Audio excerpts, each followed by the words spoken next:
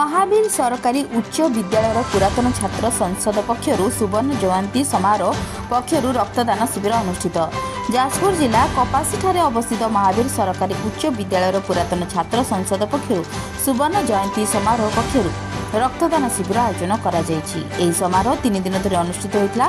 शेष दिन में एक मेगा रक्तदान शिविर अनुष्ठित हो जायछि। विशेषकर एक परिवार रे बापा झी और स्त्री मिसी रक्तदान करबा एक नियारा परिवेश सृष्टि करथिला।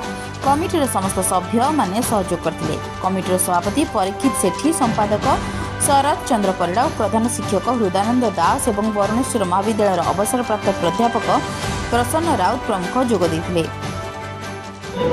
मु Arvind Mishra Mahavir high school Kapasi 84 batch student 84 आज जो रक्तदान शिविर आमर सुवर्ण जयंती समारोह बा सुवर्ण जयंती पालन कराई आमर स्कूल ये स्कूल आज की 3 दिन है आमर जो सुवर्ण जयंती पालन करा आज तृतीय दिवस रे आमर आज पालन हो रक्तदान शिविर।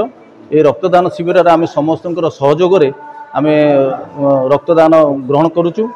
छड़ा मु मो परिवार समस्त मो मिसेस मो झील और मु समस्त आसिकी ये रक्तदान शिविर रे जोग देई आम ब्लड डोनेट करिचु।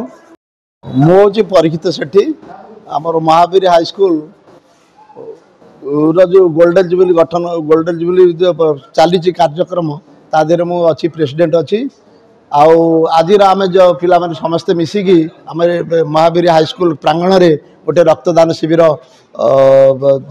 चली प्राय आम 40 ରୁ 50 यूनिट ब्लड कलेक्शन करने लक्ष्य रखीचु एवं से अनुसार पिला माने आसिक रक्तदान करुँच। आपण मैंने जानते जे सबू किसी ना कि जिनिस अच्छी पृथ्वी रे तार विकल्प नहीं रक्त ता भितर गोटे। हृदानंद दास प्रधान शिक्षक महावीर सरकारी उच्च विद्यालय।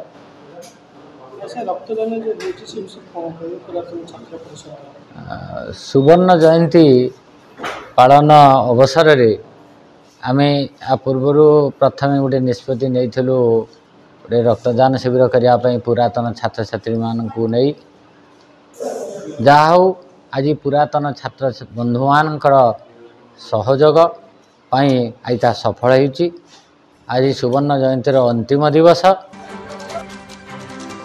जाजपुर सरोज कुमार साहू रिपोर्ट के पब्लिक न्यूज।